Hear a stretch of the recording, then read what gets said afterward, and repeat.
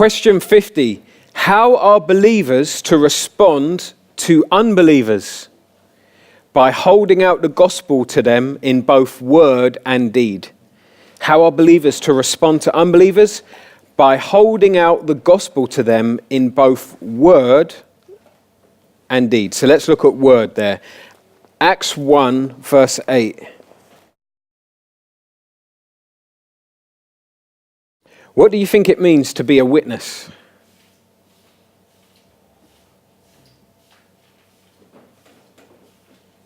Bear testimony. Bear testimony. What does that mean, bear testimony? Who Christ is.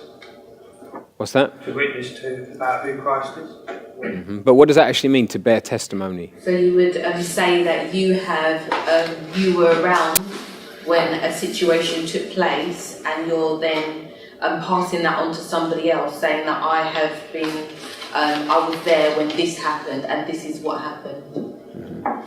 Thank you. It's good to have a legal brain in the room. Okay, great. So let's just throw out a few more things. A witness is someone that observes something. So we're supposed to represent Christ on earth. So when people see us, they actually are supposed to be witnessing Christ. So that's what I would. Okay, but who's actually supposed to be witnessing? Is it people witnessing us, or so in there, Acts 1, who are the witnesses? We are to be witnesses. We're to be witnesses. I suppose living gospels, as it were, we're to be elaborating on what you're saying. That people should look at us, and then they hear what the Bible teaches with regards to Christ, and they should be able to see. I can see that in this individual. Okay, so I think this stuff is right and true, but I want to go with what Harriet's saying. Because what Harriet was saying was that bearing testimony, like Robert said, being a witness, is saying what happened. Yeah? And I think you see that in the book of Acts. Consistently they say. The book of Acts, the emphasis is not on just them being around witnesses Christ. The emphasis is on the word of God, spreading the word of God about Christ. And that's not to say that what you guys have said isn't true, because we'll come on to that in the second part. But for now, I just want to emphasize that being a witness, the way of being a witness is on actually saying what Jesus has done. Actually being a witness of what he's done in your life, what he's done according to the Bible, what he offers to other people. So Matthew 28, 19 to 20.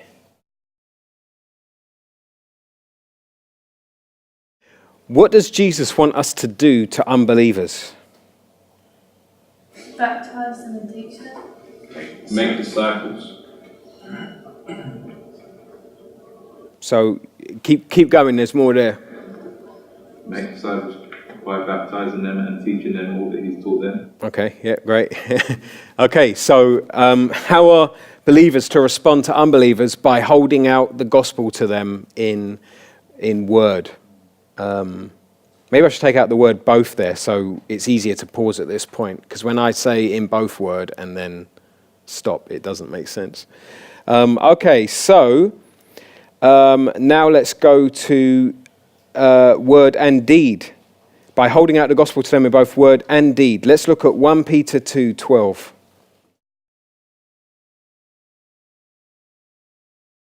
How can good deeds help people to know Jesus?